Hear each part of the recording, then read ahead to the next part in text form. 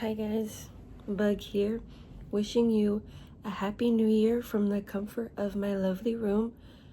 We're gonna get straight into it. I'm gonna start off with movies. And now these movies aren't necessarily movies that came out in 2025, some of them maybe, but these are mostly just films that I watched in 2025 that were my favorites and that were the most impactful. First off, starting with Mickey 17, all the characters I think were really amazing. I really love seeing Mark Ruffalo play like a really terrible person, but he's just a really good actor, so I enjoyed his performance. And Toni Collette, love that woman. She slays in every role that she plays. All I'm gonna say about Nasha is that she's a real one. She is real. The entire film, not a moment of fake or unrealistic womanhood. She was just a real one.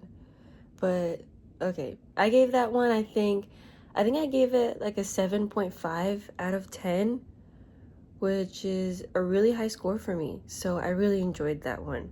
Next up, I have Death Becomes Her. Obviously, it didn't come out in 25, but I saw it for the first time and I loved it. I love Meryl Streep. If Meryl Streep is in the movie, yes, I'm going to watch it. I don't care what the plot is, but I found it so funny, and I love when she steps away a little bit from the dramatic roles and gets more into like her little comedy feel, and I just really enjoyed it. Wait, the rating I would give it, I think I gave it a 7 out of 10 because I found it really funny. And even though, I mean, for the time, I'm sure that the CGI editing was maybe amazing, but I feel like it added to the charm of it. And also, the woman that gave Meryl Streep the vial, her outfits and her acting and like her house, everything about her character, beautiful. Just beautiful. So I really enjoyed that. Maybe I'll also give it a 7.5 out of 10. I'm really easy to please, especially when it's pretty to look at and Meryl Streep is in the movie. The next movie I have on my list is Princess Mononoke. I am so late to this movie. I'm late to Death Becomes Her, but I'm so late to Princess Mononoke. That movie was so beautiful. It was a 10 out of 10, no notes. A beautiful movie with amazing themes related to nature and just the imagery and the emotion, the voice acting, the animation. No notes. If you haven't seen it, you must see it. It is a non-negotiable. Next movie, I also watched this one while I was in Ireland, but I finally watched Secretary with James Spader, and 8 out of 10. I really enjoyed it. It definitely was exciting to watch, to say the least. I think it does really well with building up tension and peering into James Spader's freaky little mind during the movie. I really enjoyed that, and I think they were both amazing. The chemistry was there, the cinematography was there. I had my attention locked onto the movie the whole time, so I really enjoyed it. Next up, I have Rye Lane. I rewatched Rye Lane from the first time that I watched it in 2024, but it's such a good movie that it made this list because I really love it. My camera keeps moving. Oh, I need more whimsical, romantic, emotional, funny Black movies in my life. And if you have seen any movies similar to Rye Lane, please comment them because I need more of that in my life. After I finished watching it, I just felt so light and whimsical and just that was a nice movie. I really enjoyed that one. I think I gave it a 9 out of 10 just because of how it made me feel so good after I finished watching it. Next up is The Handmaiden. I watched it for the first time in 2025 and it was so captivating. The subject matter of the film can be a bit uncomfortable at times, but it was just so well put together. The entire time my eyes were just glued to the screen. It was such a good movie and I really loved it. I loved the acting, I loved the plot twist, I loved the lines and the emotion of it, and I really liked it. I believe I gave it a 9 out of 10. I'm very easy to please. But it's a good movie, so I'm not saying that I'm easy to please and it's a bad movie. I'm saying it's easy to please and it really, really pleased me. So I gave it a 9 out of 10. Next, Empire Records. Such a feel-good movie. I can't, like, 25 is the year that I realized how many movies that are on my watch list that I really actually need to get to and not just say, oh, I'll watch it later. Empire Records successfully made me want to dance on a rooftop with my friends and wear cute outfits and listen to good music and break into random dance breaks, and I just found it really enjoyable. And I love a nice feel good and aesthetically pleasing 90s movie. I don't remember the rating I give it, but if I were to think back on it right now, I think I would also give it a 9 out of 10 because I just really enjoyed it. It makes me feel good, and if a movie makes me feel good, I'm good. The next movie I have on my list is Sorry Baby. That one actually did come out in 25, and I loved it so much. It's definitely a bit slower of a movie, but I felt connected to the characters the entire time. And I really loved seeing the main character's development throughout the movie, and I loved Naomi Aki's character as a best friend, and I thought the movie was just so cute, and it felt like a very special movie. It felt like a really good debut movie too, so I really enjoyed that. And I think I also gave it a 9 out of 10. We're 9 out of 10s in the building. I don't know why I said that, but just a lot of movies that I rated 9 out of 10 just because I really enjoyed them and they make me feel good. And like Sorry Baby makes me feel good in like a sad way. Like, oh, that's so sad. I'm sorry that happened to her, and like, but also this is so real. And like the emotions that are communicated even in moments of silence and through the connection between the characters, it just felt so heartfelt and I really enjoyed it. So I gave that a 9 out of 10. I believe that's all the movies that I had for my favorites of 25. So next up, I have clothing and beauty. I'm going to start off with headwear. The first one I have is this scrap hat that I crocheted from just some scrap yarn that I had. And I think that it's so cute. I gave it the white brim, and I have a big head, so it is a big hat, but I really enjoyed it making it and putting it on, and like the satisfaction of finishing something and then it comes out cute. It's my reason for living. That's an exaggeration, but I really enjoy crocheting, and this hat is the first scrap hat that I made. The next one I have is this scarf that I have. You've definitely seen me wear it in previous videos when I have my box braids and I tie up my hair. The moment I put this on my head and wrapped up my hair for the first time, I was like, yes, this was a good decision. I am on the right path in life. Anyways, yeah, those are the headwear section of clothes and beauty. I really love them, and I wear them all the time. The most important thing I will show in this video, and maybe in any video ever, the single most important purchase I've made in the year of 25 as well, is my Bjork hoodie.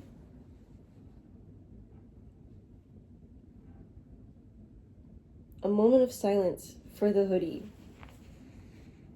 My single most smart, important, intuitive, and I'm not even trying to hype it up. I just really love this hoodie. It's so comfortable, and I've always loved this album cover. It was a purchase guided by my soul, and I mean that in the deepest way possible. You will definitely see me wearing this hoodie in future videos and maybe for the rest of my life if it keeps up, because I love it. I love it so much. Next, I have my green jacket that I wear everywhere all the time. This is my staple, like if I was a cartoon character, this is the jacket that my character would wear every single day. I just recently started thinking about how much this is me living out my Daria dreams with the staple green jacket, because I used to watch that show so much growing up, and this is just a very similar jacket. It's the same color, and I love a nice puffy jacket, and it's a windbreaker. It has an inside pocket, straight up drippy. It's fuzzy inside. I couldn't ask for anything more. If you see me, but it's not in this jacket, then it probably isn't me. The next thing I have on my list is this cardigan that I have not finished yet, but it's going to be so monumental that I had to include it anyway. And I'll let you guys see an update from when I actually do finish it, but like, I'll help you see the vision. This is the back of the cardigan, and then this is the front of the cardigan. You have the break for the neck, and then the two front panels.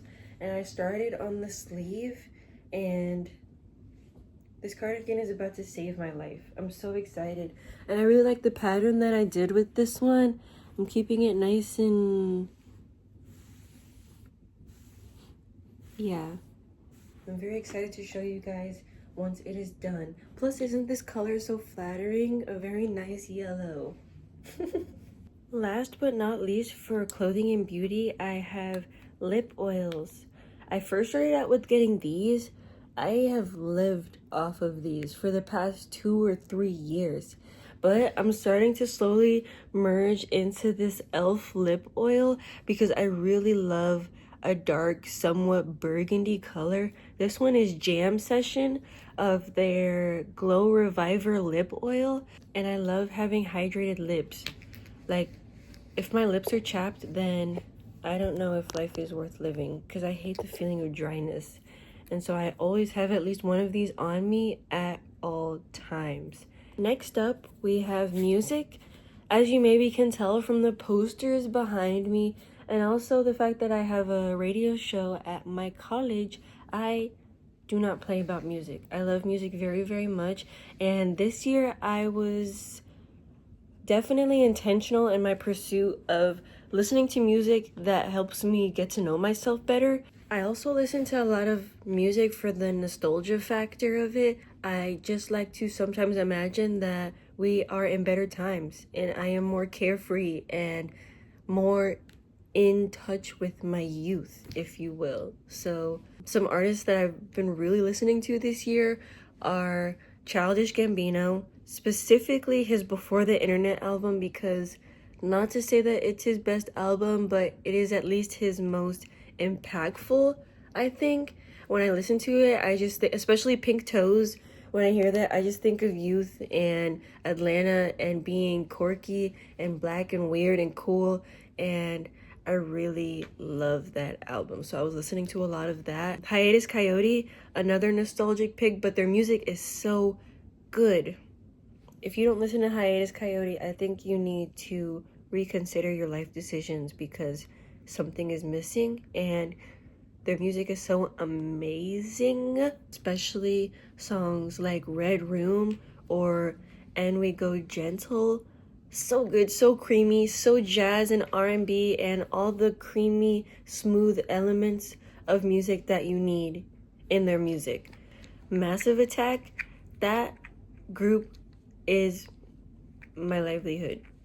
I've been listening to a lot of trip hop and just kind of like avant-garde type music, so I really love Massive Attack, and I consider Mezzanine to be one of my favorite albums to ever exist. Like a top 5 album of every single album I've ever listened to. That's how serious I am. I still got my lip glosses in my hand. But no, that album, I love it so much. I listen to it at least once a month, I feel like. And especially songs like Black Milk or Dissolved Girl.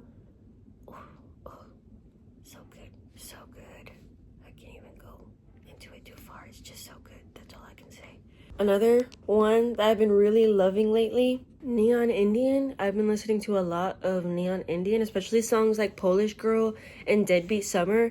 They have a similar effect that Childish Gambino does for me, and just feeling very whimsical and free, and like they give me the opportunity to pretend that I was in my young 20s living in Portland, Oregon with my curly #Black Hair Magic afro out and just living my youthful carefree life before knowing that the world is gonna blow up.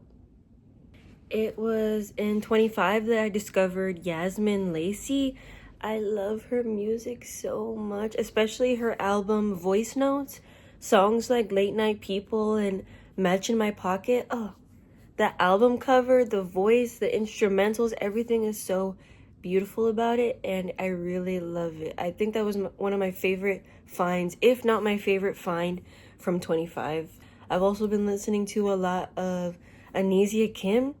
I do not play about that woman. I don't play. She was my #1 artist of 25, and I just love her music. I have to recommend her entire discography, to be frank. I also was listening to a lot of Bar Italia. I was having a bit of like a garage rock, indie, trip hop kind of feel going on in the fall. A lot of my favorites from Bar Italia were in Tracy Denham and the Twits. The feel of their music, I find it hard to find. So if you have other recommendations that make music like Bar Italia, please send them over because I really do love their sound. But another artist that I've been really, really loving, Contour, I found them in 25, and so good. So good and so immersive, and I'm so glad that I found their music. While in Ireland, I was binge listening to his album Take Off from Mercy, so that's the one that I recommend. I really enjoy it, and I think you guys will too, hopefully. I really love immersive music, so I would give it a listen. And what would this video be without Kelela? Her album, Raven, the remixes, controlled my life for most of winter. I don't play about that woman. She is so beautiful, and her voice is so beautiful, and her music is so beautiful. What are you doing if you haven't listened to that album? That's all I really have to say about that.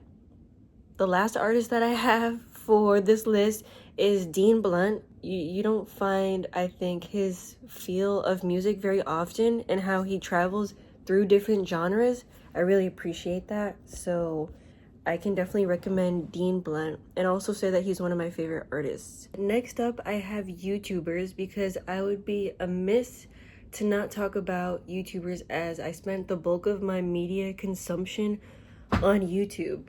I love this app, so of course I'm gonna be on it absorbing as much art as I can and lots of laughs, lots of good content. I would say my #1 YouTuber of 25 was certainly Itomi. I love her videos, the feeling of them. You can just feel her amazing soul travel through her words and her videos and the visuals. I think whenever I finish watching one of her videos, I just feel a lot calmer than I did before and more seen. Another YouTuber that I've also been really loving is Flolotl. She is so cute and I love her videos, and I love how she makes her outfits of the week videos because she has really cute fashion. Whenever I'm on YouTube and I want to have a good laugh, I definitely watch a lot of Corey Kenshin videos. I've been watching him since I was a wee little kid, so still being able to go to his channel and watch some funny videos and gameplays, it's a very comforting thing for me. And I love a good gameplay. I just recently watched his Little Nightmares 3 gameplay. I watched his gameplays of every single Little Nightmares, but I think the most recent one was the third one, which I really enjoyed. So I've also, not a YouTuber, but I've been watching a lot of Vince Staples interviews. I think that he's a cool guy. I think that we would be great friends. That's the end of that statement. The last YouTuber I plan to speak about is Anna Howard. I love her video essays. The one that I recently watched that really got me into her, The Art of Sensuality, and the way that she described it, I found really beautiful. The sensuality of claiming the spaces that you're in and feeling the present moment, I find really beautiful and something that I aspire to do better with in the future as I get older. So I really love that video and I definitely recommend it. The last section I wanted to include in today's video is quotes. Some of my favorite quotes from 25, because I spent a lot of the year looking for guidance, and I spent a lot of time learning more about myself and unlearning a lot of things about myself, which left a lot of space for who am I and what am I doing and what kind of person do I want to continue to grow up to be. And one of those quotes, I included it in my other video that I filmed in the summer where I talk about like insecurity versus freedom. It's by Ram Dass, It's just simply who you think you are is not free, but who you are, in fact, is free. And I think about that quote a lot because we let our egos define who we are and what we think is right and wrong and how we should be acting all the time. We just let it dictate our entire identities a lot of the time and how we interact with people. And I really want to make sure that I am living as freely and intuitively as possible because I'm ready to live an honest life. Unlearning a lot of things about myself that I thought to be so true based on how people have treated me and past experiences has been one of the most important aspects of this past year. I don't know who I am, but I do know that I'm free, and I'm free to change and unlearn and relearn and just live my life without bounds, usually which are self-placed, if that makes sense. The last quote I have for today is by me. I didn't actually make it, but it is a quote that I came up with in my brain and think about a lot, and it is to stop intellectualizing every single thing that happens. And sometimes things don't need to be kind of the opposite of what I just said, but there's a balance for everything. Not every single thing needs to be interrogated and reflected on, and sometimes it's just a matter of feeling how you feel and letting yourself pass through the moment. I don't know, just not everything is the cause of this thing that happened in my childhood, and because this happened, it must mean that this means this and that. It's like, oh my goodness. Sometimes it is okay to just relax and let yourself feel things and to trust how you're feeling and how you're thinking. A lot of the time I think of the word surrender when I think of how I'm trying to stop intellectualizing everything, is to just simply surrender. I need to surrender to my life ambitions and my life force and what motivates me, and not everything needs to be reacted to. Sometimes you can just observe and feel and just let your life flow forward, because sometimes you can get so stuck in a moment that you're stopping yourself from living. And I've been really trying to implement this and surrender to my life and be an observer. That's the key word. Observational consciousness. It is okay to just exist. As I said in my last video of my recap, I'm really trying to implement the idea of I exist and that is enough. By putting more focus on not intellectualizing everything and just feeling the present moment, I'm able to better focus my energy on being in the present and changing what I can change and not feeling the need to control every little thing that's happening, every single thought that I have, and just living. We're just trying to live. I'm trying to just be in tune with my inner monk and just flow and be chill. 2026 is the year of being chill. And that doesn't mean being nonchalant. We support being chalant and expressive and feeling all the ranges of emotions and expressing that. But I also gotta chill out. It's time to let my life take its flow and be free. I'm doing bird, kind of. But anyway, yes, that's all I had planned for today's video. Those were my favorites of 2025, and I look forward to see how all of these favorites will influence my favorites of this upcoming year, and how I will continue to change and find new things to enjoy, new things to express myself with, and new people and experiences and opportunities to have fun with. Thank you for watching. I hope you enjoyed some of my favorites and maybe can take them as recommendations for some cool content to make your favorite as well. And yeah, Happy New Year and thanks for watching.